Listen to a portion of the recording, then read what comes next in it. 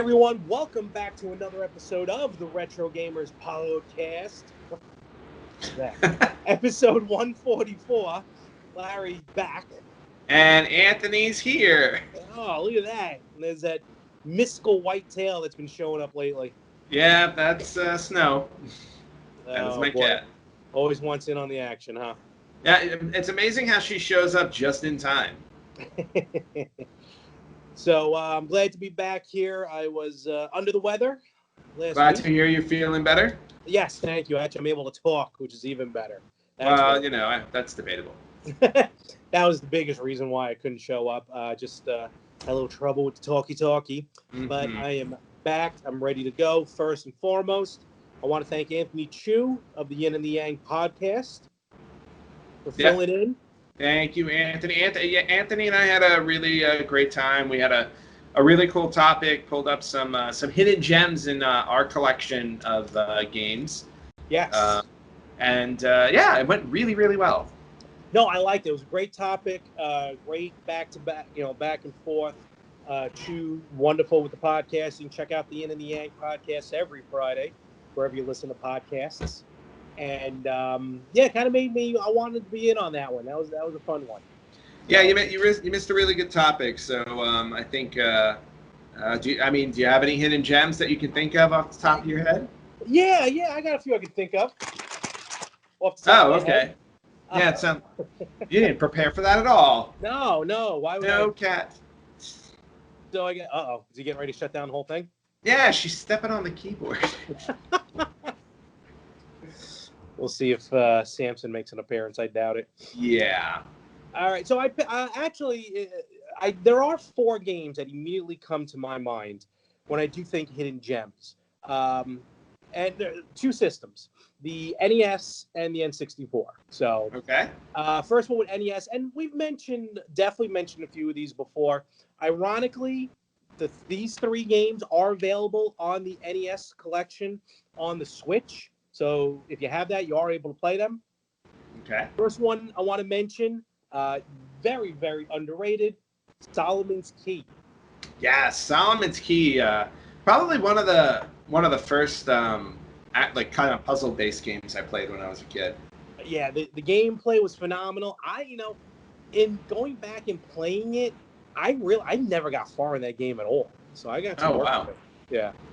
Well, now you have the opportunity on the Switch. Yes, hopefully I do.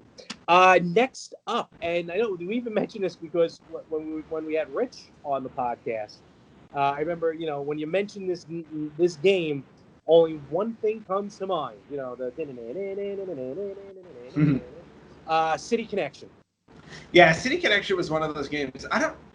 And speaking of not getting far in a game, I don't think I ever got that far in City Connection either. And yet it didn't stop me from renting it over and over again. It was just a fun game. I don't even know how to describe it. You have the car that kind of goes across the level, and you have to you're collecting things on the roads. It's some weird, but you were able to jump with the car onto the next level.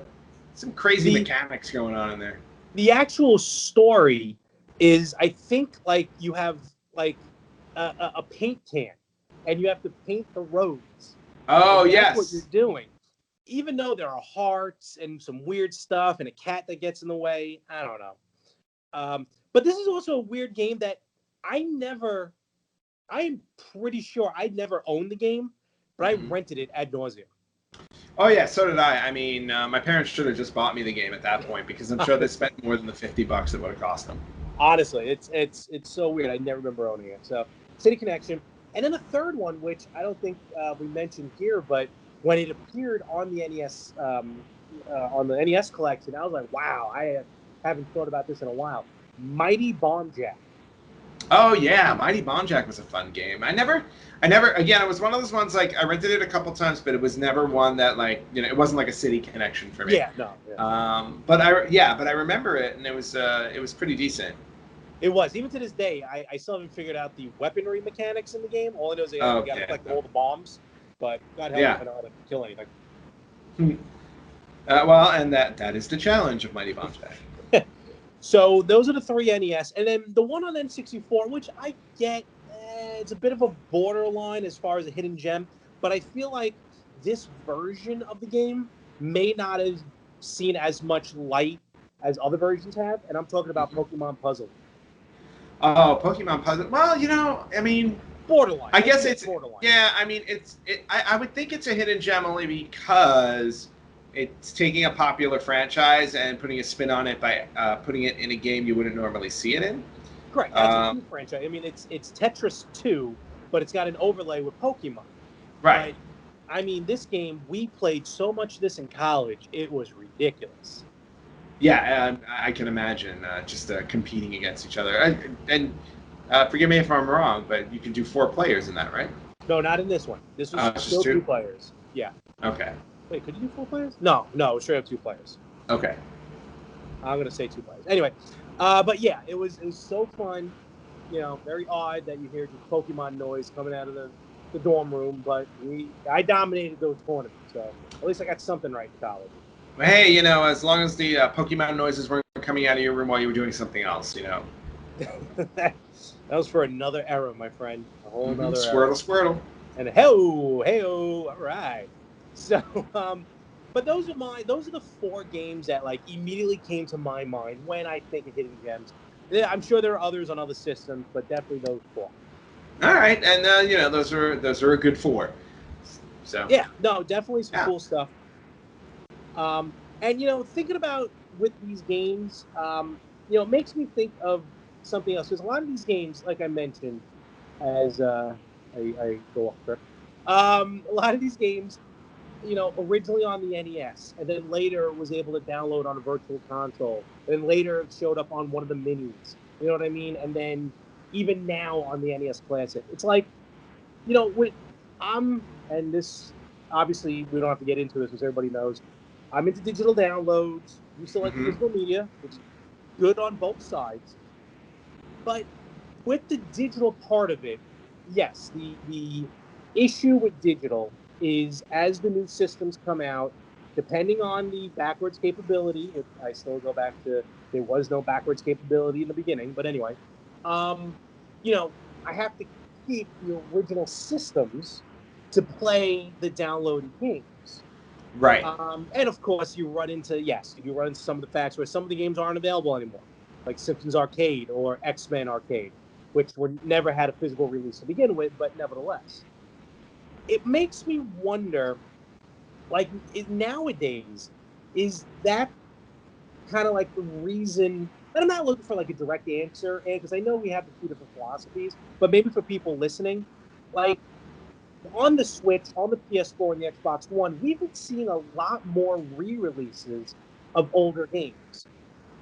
Now, I'm not talking like Final Fantasy VII. That's a complete remake. That's a different ballgame. But let's say the Final Fantasy VIII remaster, or the Collection of Mana that we saw, which is a Game Boy game and 2 Super Nintendo games, or even just recently, the very first Devil May Cry has just been re-released on the Switch, with I think very little touch-up to it. Okay. But it leads me to wonder: is that is it worth it then at that point now to just rebuy the game on a newer system that will have probably some faster processing anyway, just naturally how it works, as opposed to keeping the system and hoping the older system works?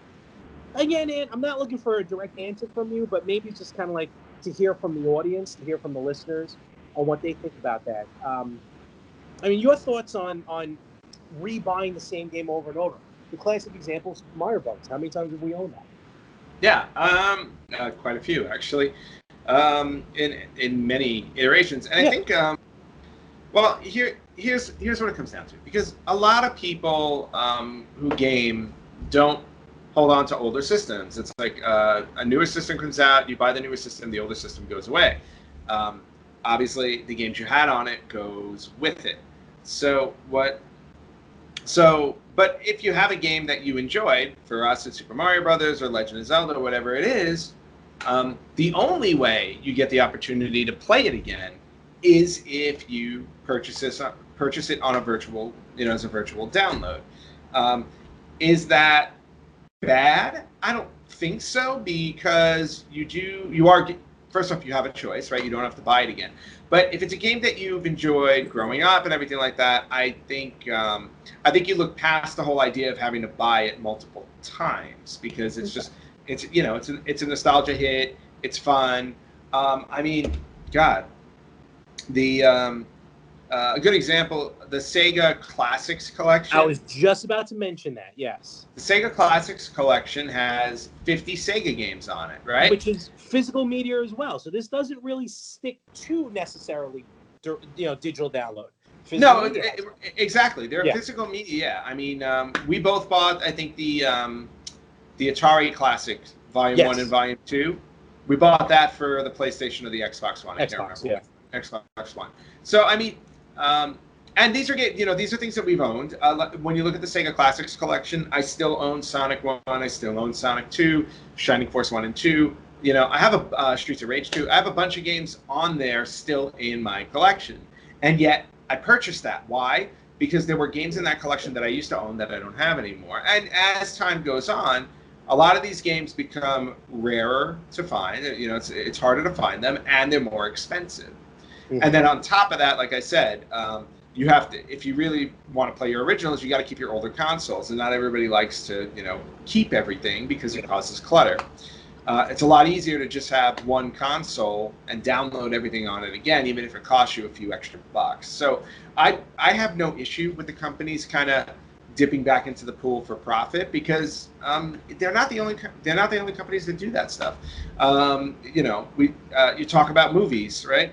How many? Yeah, I mean, when I was younger, I bought a ton of movies on VHS, and then DVDs came out, and it's like, oh crap! It's like, now I'm replacing my entire collection on DVD, and then, oh look, now we've got Blu-rays, or for the poor people who bought HD DVD.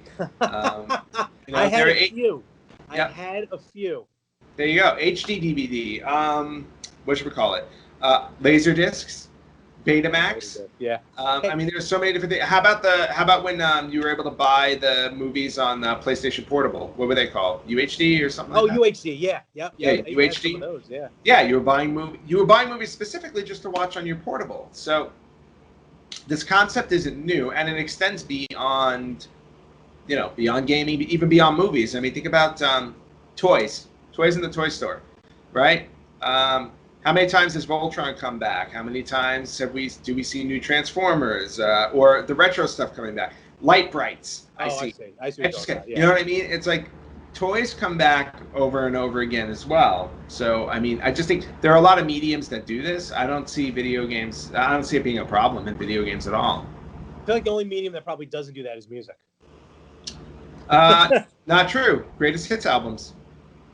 No, I meant like moving on to a new, like to go from like 8-track to vinyl to cassette to CD to digital to streaming, right? Something like that. I mean, I want to go back real quick to a couple points that you made out.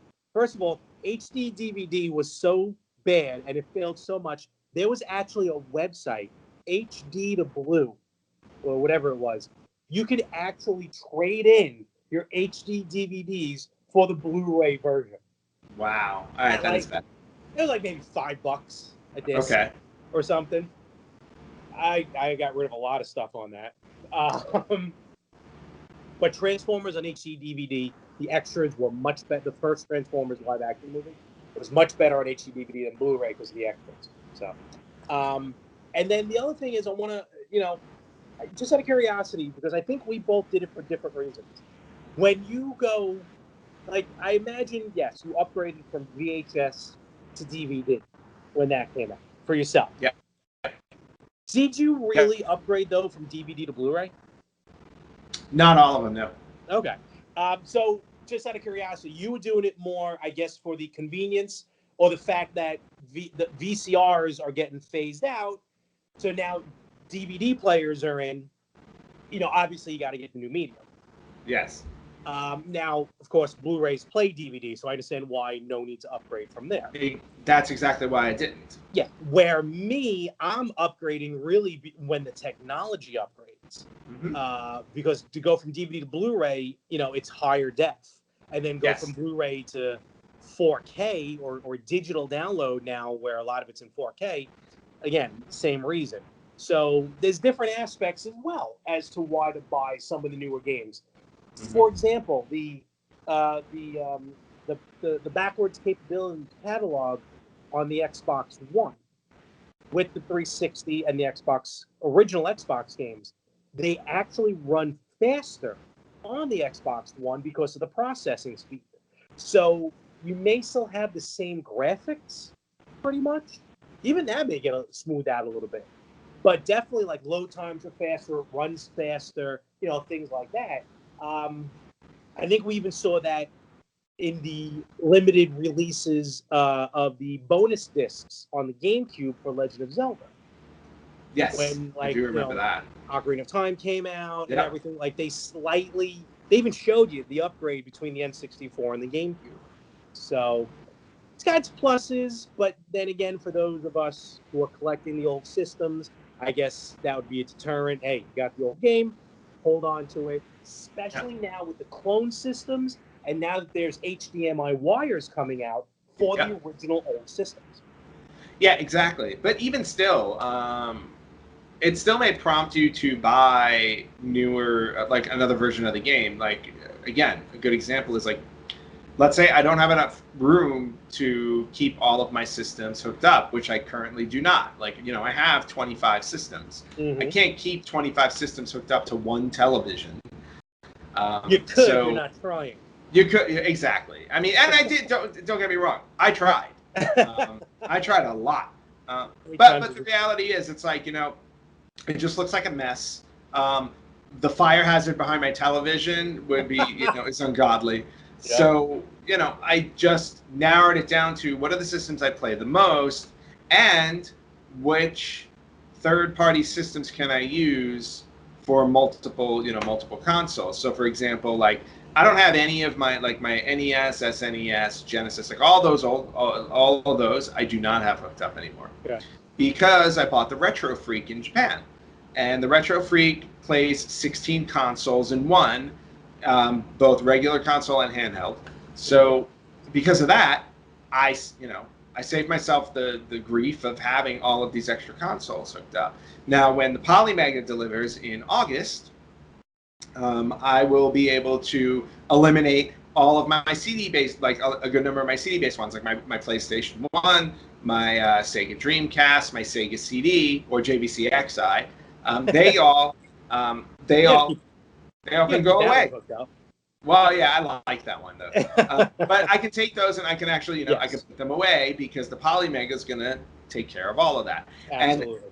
And so, but at the same time, it's also like, if there's a game available that I've had before, that I don't like, let's say for example, like I don't have anything to play my Atari games on, so I bought those collections for Xbox One. Why? I still have the physical cartridges, I still have the Atari, but it's just easier, and and ease of use is just kind of one of the main reasons why people will buy these things repeatedly. Yeah. So, and like I said, I think I mentioned it before, I don't remember. Like Devil May Cry 1 was just re-released on the Switch recently. Mm-hmm. And, I was sitting there, I'm thinking about it. Like, do I get it? Do I don't get it? I'm like, I think I have, like, the Devil May Cry HD collection, which was 1, 2, and 3 on HD, on the PS3, but my PS3 isn't hooked up as often as my Switch is. So it's definitely things to think about, and something we definitely want to hear from the listeners, from the YouTube viewers. Your thoughts on, buying the same game over and over again for new systems, even your thoughts on doing it with movies, music, whatever else is out there. Who knows? We're all going to Johnny Mnemonic and plug in eventually. So let us know. Hit us up on hit us up on the Facebook, hit us up on the YouTube, and hit us up on Instagram to let us know. And I think we're going to come back here in a moment to talk some more stuff, including a new game that I have to talk about that is just sweeping the nation. So, folks, we actually have a new fun way. Well, we don't have, but we're part of a new fun way to listen to all your podcasts. You're going to do nothing different than you've done before, but you're going to be able to make money, quote unquote, by using this app. It's called Podcoin. PODCOIN. And this is a great way to listen to your podcast, and you make money by listening to podcasts. Nice. Yes, basically what you do is for every X number of minutes that you listen to the podcast, you earn points, pod coins, if you will. And then eventually you can turn those pod coins into actual gift cards. Starbucks, Amazon, things like that. And for the next week, by the time this drops, we here at the Retro Gamers are actually a bonus podcast where you will Ooh. actually get bonus pod coins for listening to us more than usual. And the more days you listen, you earn streaks. You get earn more points there as well.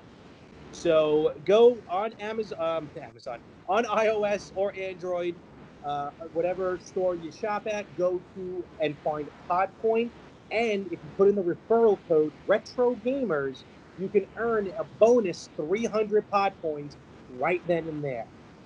Go check us out on Podcoin and any other podcast you listen to. Listen on Podcoin. All right, so we are back, and I don't know if you bought the game yet, but there's a new game on the Nintendo Switch that is sweeping the nation. Is it Clean Sweep? That would be awesome, or maybe Minesweeper. Ooh, Minesweeper would be good too. Yeah. Nah, but Clean Sweep was a game on the good old-fashioned Vectrex. I think I remember that. What about Supermarket Sweep? That'd be a cool game. Oh, Super no. And today's special sale: 5 pounds of roast beef. You know what? That's a game show I'm surprised they didn't make into a video game. It does seem to lend itself to that kind of game. Straight for the Wii. Yeah, right. That had everything. No, what I'm talking about is Super Mario Maker 2. Of course, you're talking about Super Mario Maker 2. Just got released this past week on Nintendo Switch. I've seen so many live streams about it. I've seen people talking about it, praising it, and if you don't have the game, definitely go out and get it. It is well worth it. All right. I do not have the game, nor did I buy the first one. No. Okay. Yeah, and it wasn't because I didn't want it. It was just one of those things where it was like, I knew I wasn't going to have the time to build it. Okay, it's kind of like what happens with me with WWE 2K games. Now, when we were growing up, we played this fun stuff, right? And every year I buy a 2K game, right? Somewhere around 2K 15 or 16, I stopped playing because I don't have time. And and those games, like, there's a lot of time you have to invest in them. Now, I still buy the 2K games every year, but I buy them for a different reason now. Some weird reason why I buy them too. I don't know. Yeah, no. I mean, well, I buy them because my name's in the credits now. Oh, okay. We are mentioning it. Okay. Yes. Yeah. My name is in the credits, and blah, blah, blah, whatever. Yeah, I don't have time to play them. Now, Mario Maker was one of those things where it's like the concept of designing levels for Mario sounds awesome. Do I want to sink hours and hours into a game making levels? Not right now, because I don't have the time. Fair enough. I totally get it. I have the first Super Mario Maker, and I don't think I created a single level. I mostly played the downloaded levels that other people make. Yeah. Which is like the other half of the game. This one, though, you can do both. You can create games. We've talked about it before, 2-player, stuff like that. You can play the games, play the levels that the world creates. But there's a story mode in it now that is so much fun. And not only that, like, basically, long story short, story mode, you have to build Peach's castle, rebuild Peach's castle. By doing that, you got to earn coins to pay for the labor. To earn coins, you got to play through levels, homemade levels. They're not long like the original game. They're fairly short, but still. Now, the kicker is, though, these aren't just random levels pulled from the internet, which they have a version in the game, which I'll get into in a moment. But these games are made basically by Nintendo R&D. Oh. Yeah, like actual Nintendo employees, Nintendo game makers actually made these levels, which, in a way, knowing that they're made by Nintendo, puts a little bit of a cooler spin on it. Okay. So now, with the created levels, though, they don't lend themselves to story mode. It's just you play it and survive, you get through it, and that's it. You mean like right? the ones that people make? Yes. Okay, that's a different level, which they have endless mode. where Okay. basically you just keep playing levels, random levels pulled from the internet until you lose all your characters. But Okay. like you can keep going on. It's crazy. Like I did one level where I started getting a bunch of one ups. I mean, I started loading up with one ups, but then I fell into a hole, so I lost all of them because it didn't like the game didn't save at that point. But Right. these random levels can be very easy, and then you're jumping into literally a go kart, and you just Hmm. plow through a bunch of Goombas, and boom, you're at the end. It takes like 5 seconds. And then there's the other like sadistic ones that you got to move yourself through, without touching Right. anything. That's the endless mode, and that pulls from the internet. So And endless mode basically is Mario's version of hell. basically, because like I'm already in like that one, I played a little bit of. I'm like 20, I think I'm like 20 something levels in. Hmm. So, and I'm doing like I started out with easy, you easy, medium, hard, you work your way up. Right. Because some of Makes these sense. level designs are just crazy. What people come up. I can only imagine. But definitely, even if you're not going to create a level, if it's for story mode alone, definitely pick up the game. It's awesome. Okay. Some of the levels are just genius, and you also get to rate the levels. You can download levels that you really love from people, so you can play them over and over again. So it's really cool. All right. Very cool. Well, you almost have me convinced, and the only reason why I say almost is because my video game budget has been tapped for a while because I've been spending a lot of money thanks to E3 and Fair all enough. the Days of Play sale, Nintendo sale, and all that stuff. And I just pre-ordered um, the Final Fantasy VII Deluxe Edition on Amazon. Did you? Awesome. It was 25% off. I was like, okay. Oh, can't beat that. All right. Nope. So for $60, which is the price of the game itself, I'm getting the game with with the book and everything. I'm So not I going to was blame like, you on I'm that. very happy about that. Yeah. Um, Well, yeah. unfortunately, first party Nintendo games don't go on sale too often. No, they So, don't. So yeah, I have a feeling like if I wanted to buy Super Mario Maker right now, it would probably still cost me 60. yeah, probably even on the Wii U. It's crazy. Exactly. But but Mario Maker 2 sounds like something I would definitely enjoy, so I gotta look at Yeah. that. Oh, and since I brought up Final Fantasy VII, here's something else to talk about. Oh, okay. With Final Fantasy VII, so I was reading earlier this week, and this is very interesting for all the Final Fantasy fans who are interested in getting this game, is that now Final Fantasy VII on PlayStation was originally a 3-disc game, right? Yes. You play through all 3 discs, different, you go through different areas. Final Fantasy VII that they're releasing is only first off, it's going to be on 2 Blu-ray discs. Wow. That's how much is going to be on there. That's a lot. However, it's also being released in chapters. So the game they're releasing in March is not the entire Final Fantasy VII game. Really? It's only a part of the game. And for those of you who played Final Fantasy VII, I want to say the first disc, if not the entire first disc, most of the first disc took place in Midgar, which is the city they lived in. The 2 Blu-ray discs for the remake only takes place in Midgar, and that's it.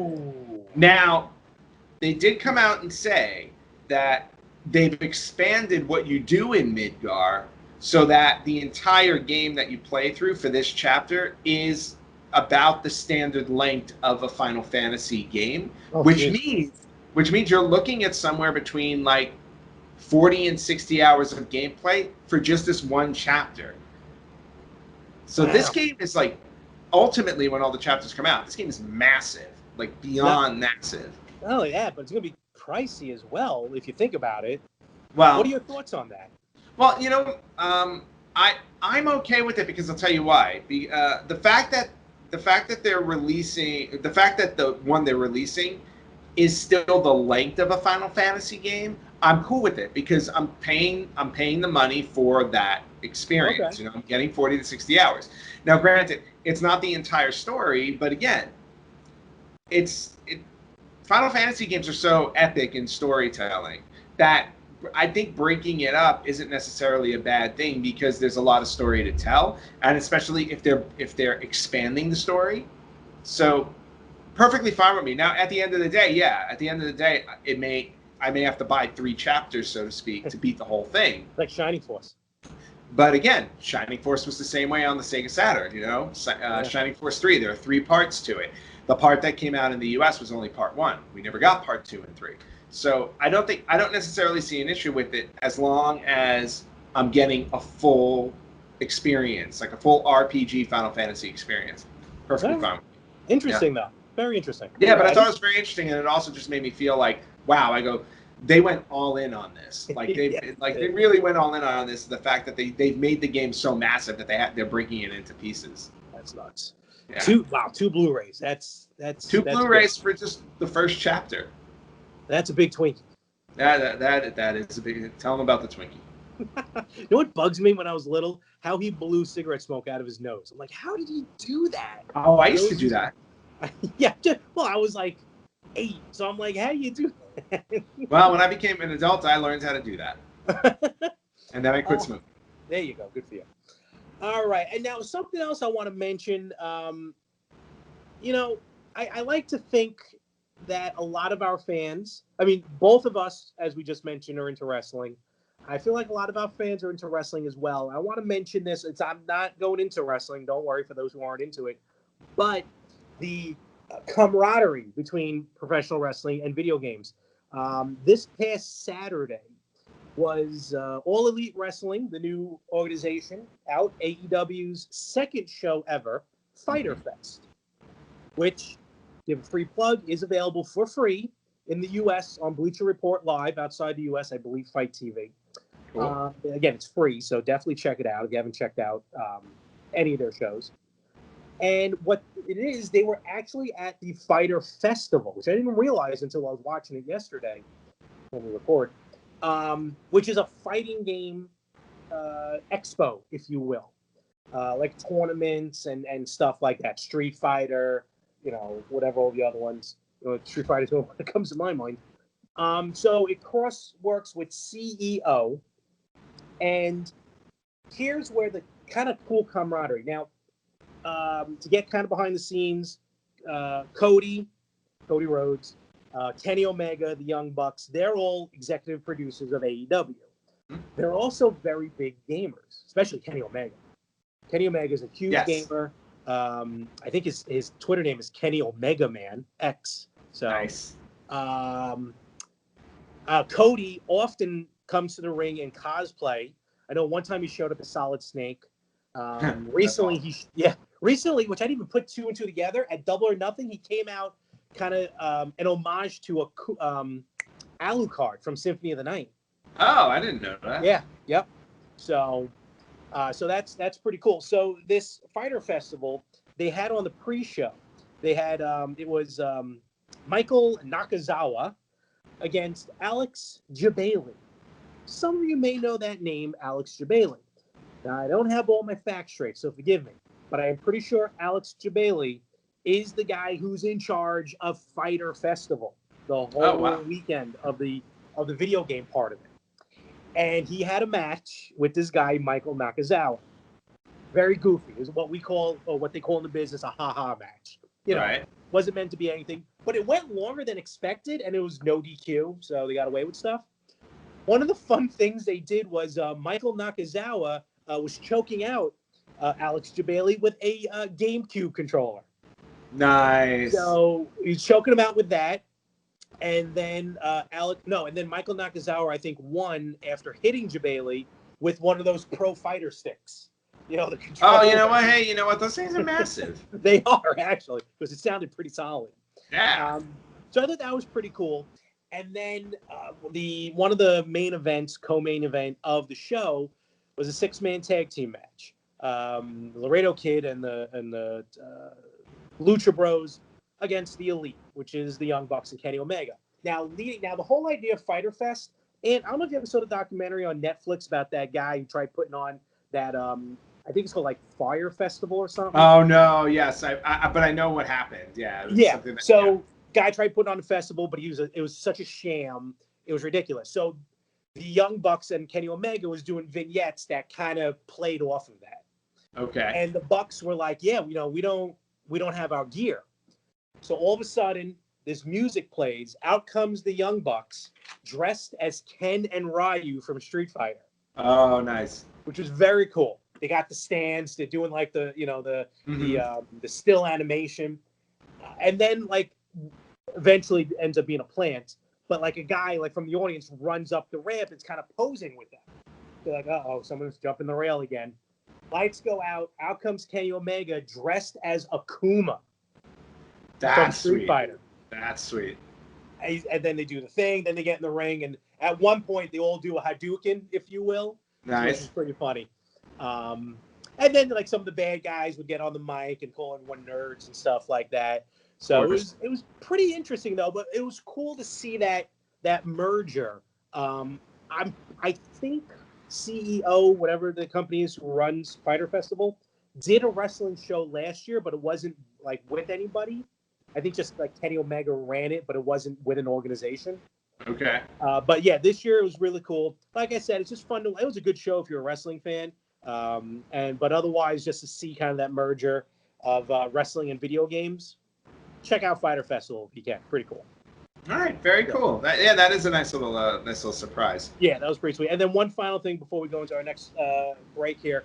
The only other time I really remember game, other than like the whole up, down, down thing that Xavier Woods does, back in the day, somewhere on cable, it was like it wasn't WCCW, it was like WCCC or some other organization. Okay. And the wrestler was Super Duper Mario. Oh my. Got in the ring, dressed like Mario. Could have been Captain Lou, I don't know. And then he wins the match, and then like all the kids jump into the ring, and I was like, I want him to come to my neighborhood. Well, of course you do, because you want to jump in the ring with Super Mario. That was the only, and then in the Micro Wrestling Federation, there's Heavy Metal. Oh wow! Okay, very cool. Check out Micro Wrestling. It is not as bad as someone thinks. No. I actually heard it was really good. It was really good.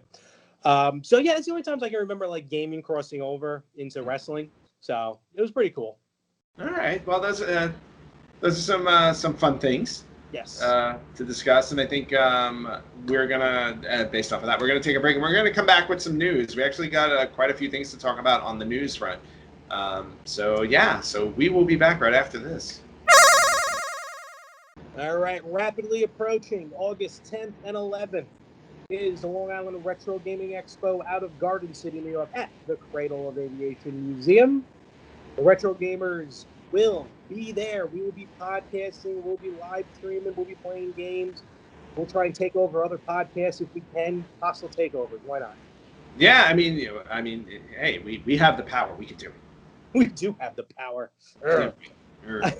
Buy your tickets now because tickets are cheaper than at the door. Remember, that's August 10th and 11th. Yes, it's SummerSlam weekend. That's how some of you are going to remember. There's tabletop games. There's pinball tournaments. And there's high score tournaments. I have to get in on the Ms. Pac-Man. I got to figure out how to do that. I want to know the Ms. Pac-Man, too, because I want to beat you. Uh-oh. Maybe we'll have our own tournament then. I think we should. We'll see. Who will be the more dominant retro gamer in Ms. Pac-Man? Me. So go check it out. Truly, see us there. Buy some great games. There's going to be some old systems set up as well, some arcade sections. You can find them on Facebook, Long Island Retro Gaming Expo. Again, August 10th and 11th. Bring the kids. Have a good time. We will see you there. All right, Larry, we got a lot of news to talk about this week, actually. You know, it was funny because when I was trying to look up some stuff, I realized, I thought we were only going to get like a handful of things, but there are quite a few things to talk about that I wanted to throw out there. And the first one that I want to throw out is it's localized, I'll say that for sure, but not localized to either of our cities. But there is a retro video game themed pop-up bar that is showing up in Pittsburgh's Market Square. Ooh, so apparently, it's called Level Up. It's a retro video game themed pop-up bar.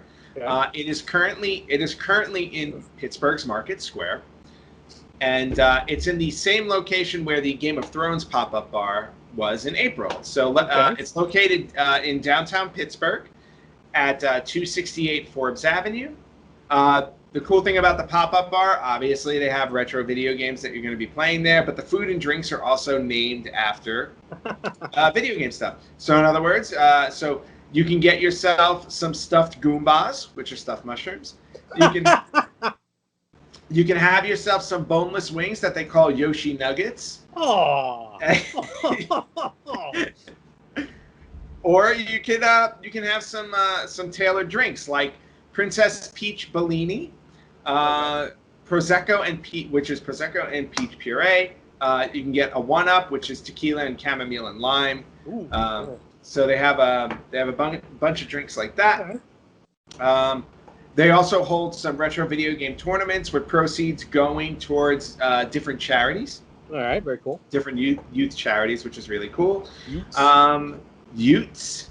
And then, so this thing is already in Pittsburgh right now, and it's going to be there until July 20th. So if you are in the Pittsburgh area, you can hit up downtown Pittsburgh to go to the Level Up pop-up bar. Level Up hours are 4 p.m. to midnight on Wednesdays, Thursdays, and Sundays. Okay. And then 4 p.m. to 2 a.m. Fridays and Saturdays. They are closed on Monday and Tuesday. So I thought that was a cool little thing. I wonder how far Pittsburgh is from Philly. I think they're on opposite sides of the they're on opposite sides of the states. Yeah. So it takes you about 2 hours to get to Philly, right? I think it's about another 4 hours to get to Pittsburgh. Get that. All right. Because in 2 weeks I'll be in Philly. Yep. For wrestling. It's a little, but yep, it's a trek. Yeah. But I plan on hitting up Barcade Philadelphia. Ooh, so, very nice. Yes, which is like 15 minutes. Again, a little insider info. I'm going finally, first time in my life, I'm going to the ECW arena, and Barcade Philly is only like 15 minutes north. Oh, perfect. ECW. For everyone else, about I would say like 5 to 10 minutes north of Independence Hall. Okay. And so I won't be far from it. So I think after the show, I'm just going to hop in an Uber and head over to Philly, and then that's for us. That's 3 down together, and there's 8 barcades in total, I think. So, I trust your numbers. Yep. I got most of them on this side of the country, but I have my own 10 minutes away. Yeah, man, that's true. Please don't. I wish, but that's cool. That's cool about a pop-up. All righty. All right, cool. And then moving on from there, actually, Larry, this is one I'm sure you're gonna love to talk about because it's related to your favorite company, Limited Run. Yes. Limited Run Games. Yes. So. It just you may want to timestamp this part right now because Limited Run can go straight to hell and bite my ass. All right, that's how I feel. And the thoughts and expressions of Larry Mormon are not those of Anthony Rippo or the Retro Gamers podcast when it comes to Limited Run. That is correct because Anthony loves Limited Run games and has bought a couple of games from Limited Run, and everything has turned out perfectly, and I'm very happy. Thank you. Again, please timestamp it. They can go frick themselves. So, okay. Yes. Anyway, well, if you can tell them where a frick is, I'm sure they might try checking it out. But I was trying to be polite, just in case. And totally understand. We're PG. I wanted you to bleep that part out so it sounds like it. No, you know what? Look, I'm still kind of riding on a high that last week Anthony Chu did not curse once throughout the entire episode. Yeah, that's big time. Yeah, that's special. That's huge. But I will give credit where credit is due. Limited Run, what we're about to mention, is a very cool idea. I mean, they will have people virtually steal stuff out of your virtual shopping cart, but what they're releasing is really interesting. Yes. So, I'm assuming you want me to talk about it since I love them so much. You go right ahead. Yeah. So, Limited Run actually somehow managed to get the licensing rights for the Star Wars games on the NES and the Game Boy. They're probably hoodwinking them. Yes. So, and if you don't know Limited Run, they usually only carry like 3,000 copies for each game that they make. So it's very, very limited edition. And what they did was they remade the original Star Wars NES game on a blue cartridge. And not only do you get the game on a blue cartridge, but you actually get it in a blister pack. Yes. So it looks like you're getting it like the way you would buy in a Star Wars action figure. That's what's cool. Yeah, and that's really, really cool. And if you go to limitedrungames.com, you can check it. You can check out, what the game looks like and what the art looks like. Unfortunately, you cannot buy one because they're already sold out. because all they care about is money, and that's all they think about. That's pretty much what any company is thinking about when they're selling things. But but not just that. They also had a Game Boy game. Yes. They had the Star Wars Game Boy game. Again, same thing. Blue cartridge, comes in a blister pack, and then there was a very special Star Wars Premium Edition, which was the Star Wars game on a physical cartridge, and then the Premium Edition included an individually numbered foil-stamped rigid book-style box. Mm-hmm. So you actually got a box. It almost looks like a puzzle box, but it looks like a box. But the cover of the box opens gatefold style to reveal the interior contents. You got the game on the transparent blue physical cartridge. A collectible Star Wars coin, a collectible Star Wars handheld cartridge retro enamel pin, a full-color booklet and manual, and a reversible 18 by 24 poster. And that was all for $84.99 and is also sold out. And a lock of George Lucas's hair. No, he charges more for that. Yeah, this is a very cool idea. Everything else they do is garbage, but this is a very cool idea that they're doing. In fact, a friend of mine bought multiple copies, and I would rather pay him more money to buy one of these than the price to give to Limited Run directly. So that's me. Well, that's you. And you will not be getting one, and neither will I, because I didn't know about this, and they've already sold out. So, oh well. What can you do? If I hit the open bar at Long Island Retro, maybe I'll flip it. No, I won't. I won't flip any tables. But no, this is very cool. I will admit, this is a very cool idea. One of the cooler kind of special editions that I've seen in a while. So agreed, definitely. Okay, moving on in the news front. We've brought this up several times actually, and there's some more news on it. But the retro system Evercade. Yes. We've talked about that a few times. And the reason why we've talked about it is because it's a handheld system. It looks it looks a little bit like I don't know, like maybe a Game Boy Advance or it looked. I would say like a Game Boy Advance, yeah. Yeah, it's got a Game Boy Advance look to it, but you can obviously hook it up to your TV. And they're coming out with a lot of licensed games. They have Atari. They've announced Atari Collection, Interplay, Data Play, Namco Museum. So they've got like these really good, and they run on cartridges. You get a batch of games on each cartridge. Mm-hmm. Now they have recently announced that they will also be getting new retro-style indie games as well as old classics. Really? Okay. So not only will you be buying or have the ability to buy tried and true games, you will also be getting some new retro-style games. That's cool. So the more I hear about this, the more interesting it sounds to me. I'm leery to say that it may only be available overseas because all the pricing I've seen has always been in euros. So that is my guess. I saw a couple dollars, unless they just translated it to dollars. I don't know. Okay, it's possible, but every time I read an article, it's in euros. So no, I hear you. Yeah, this may have to be an import. And you know what? But the more I see, the more intriguing it is to me. So I'm keeping a close eye on the Evercade. Okay. Yeah. So just a little bit of news out of that.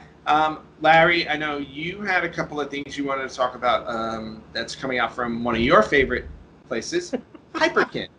Oh, Hyperkitty.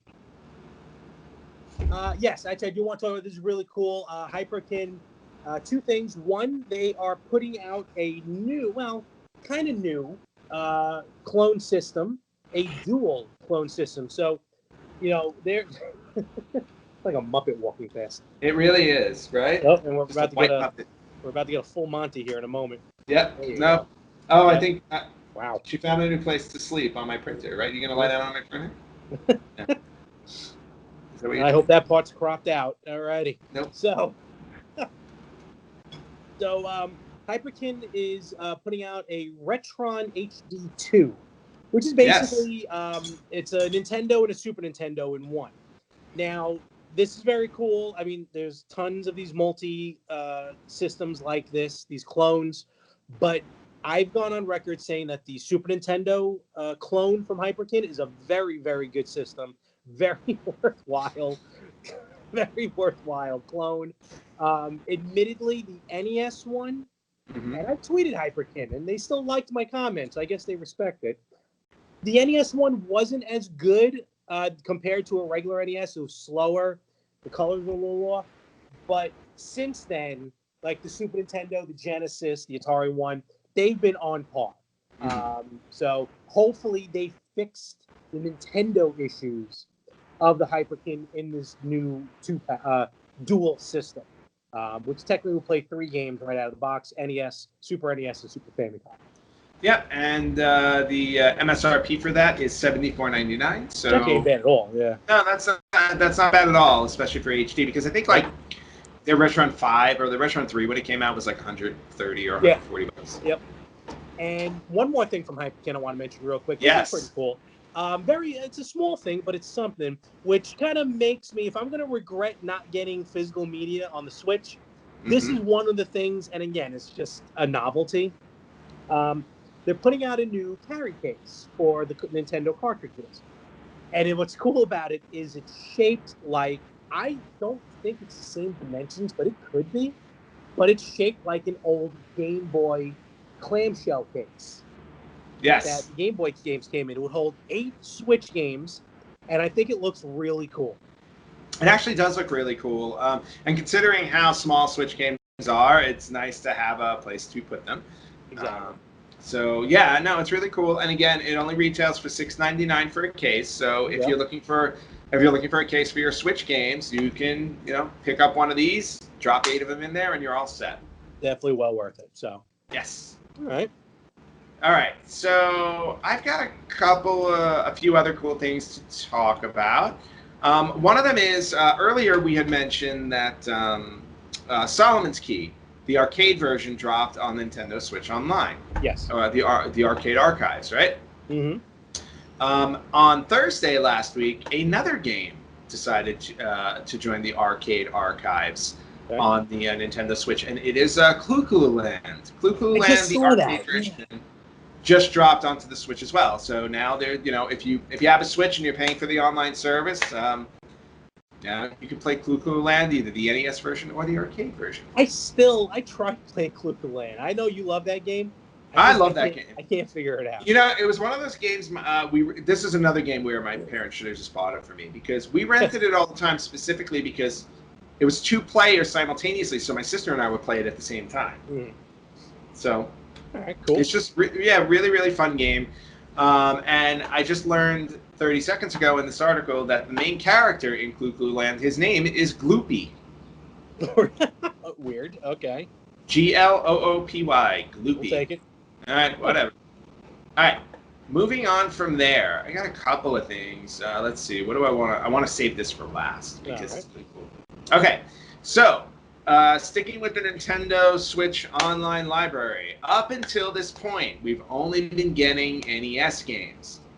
Apparently now, at Nintendo's 79th Annual General Meeting of Shareholders, all right, the company president was asked about the possibility of retro software from platforms. What? 79th shareholders meeting? Yes. I know the systems. I mean, I know Nintendo's been around for over 100 years, but I didn't think shares were around for that long. They've been, shares have been around as long as the stock market's been around. Remember the stock market crash in 1929? Yeah, you know what? Yeah, you're right. I forgot. So, it's like one of those things where like the 70s feel like they were only like 10 years ago. Yes. You know what I mean? Except they're 40 years ago. Yeah. Oh, God. Ugh. Yeah. All right. So at that greeting, the company president was asked about the possibility of retro software from platforms like the N64 and GameCube appearing on the Switch.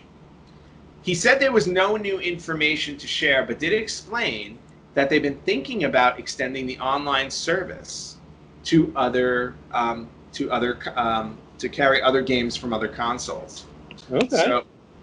So there is a possibility that we're going to be getting some games outside of the NES on the Switch Online, which I honestly think that we should. Look, they did it with virtual consoles, so... Yeah, so why not make it available? I mean, also what's interesting to notice that as of April of this year, 10 million users have signed up to Nintendo Switch Online. So they've got 10 million people on, which is good. Yeah. Awesome. I mean, I got it for 3 years. I only paid $20, so I don't know how... Oh, yeah. I remember that story. No, it's a good story, too. Okay. All legal. Yes, it was legal. The last two bits of information that I want to share revolve around the Sega Mega Drive Mini or the Sega Genesis Mini. Okay. So we do know that there is a Sega Genesis Mini coming out here in the US. We also know that there is a Sega Mega Drive Mini, which is the Japanese version of it, right? And some of the games will differ. However, there is a third version coming out for the Sega Mega Drive Mini. Okay. Now, this one is going to be coming out for, it's oh, okay. I thought you said something. I don't know. No. So this is what they're calling the Asian variant of the Sega Mega Drive Mini. Rude. So basically, this version will be coming out in Asia everywhere but Japan. So Japan gets their own version, and then the rest of Asia gets theirs. Now, for the Asian variant, it's getting 5 exclusive titles. Okay. And the titles are Alien Soldier, Puyo Puyo, Outrun 2019. Ooh, oh. Sword of Vermilion. Sounds familiar. And Shining Force 2. Oh, that's cool. Yep. Means I gotta buy a third system now? If you want it, yeah. All right. So anyway, so there's a third version of the Sega Mega Drive Mini. And that's now, cool. and now probably the coolest thing that I found, also revolving around the Sega Mega Drive Mini, and this will make both of us want to buy the Japanese version, and not just the regular version. There's going to be a collector's edition for the Japanese Mega Drive Mini. Dang it. And what does that come with, you ask? I do inquire. Yes. You do want to know. Okay. So in the collector's edition, you get the infamous Tower of Power in miniature form. So the Tower of Power was when you were stacking a Mega Drive onto a Mega CD, add a 32X, and the lock-on Sonic and Knuckles cartridge, and then a regular cart. Wait, this is sold with the system? This is the Sega Mega Drive Mini Collector's Edition. Okay. In the Collector's Edition, that's what you get. Yeah. You get this Tower of Power. What you also get, that they've announced in the Collector's Edition, is you get a set of 22 framed mini carts to complete the collection. No. Where's the link? So basically all of the games are going to come in mini, like, you know, obviously they don't work, right? No, I get it. Yeah. But just, you get a framed collection of mini cartridges for 22 Sega games. You know, I got to be honest with you, the Tower of Power, I already ordered that separately. Yep. From Amazon.co.Japan. But the frames... You're going to want these. I know. Dang it. And you have to look at them because it's like Sonic 2, Columns, Comic Zone. Some of the games that are in there, yeah. Yeah, Gunstar Heroes. Like, it's Phantasy Star. It looks amazing. I have to buy it. Let's wrap this up so I can look at it. Yeah. All right. Well, that was the last bit of news that I had. But, you know, a lot of stuff going on. Very cool. Very cool. All right. And with that, we're going to pull into port. I think that's about it. I think this cat's ready to knock something over on your end. Well, this cat is desperately waiting for me to feed them dinner. Because that monitor shook there for a minute. I know it's California. She is hungry. She's also lying down on my printer. There you go. That's an expensive bed. Yep, exactly. All right. And where can they find us? They can find us on Facebook at facebook.com/RetroGamersPodcast. You can listen to us anywhere where you listen to podcasts. Spreaker, Amazon Alexa, Spotify, iTunes, you name it, we're there. What Larry said earlier, you can also download Podcoin and make a little money while you're listening to any podcast, and including ours. There's a bonus if you listen to ours this week, so check that out as well. You can also find us on Instagram at Retro Gamers Podcast, and you can watch us on YouTube. Just do a search for the Retro Gamers Podcast, and you can watch us there. Yes. You can also email us at email@theretrogamers.com. Yes, and with that, we will end it. And it's great to be back on the show. I love doing this with you.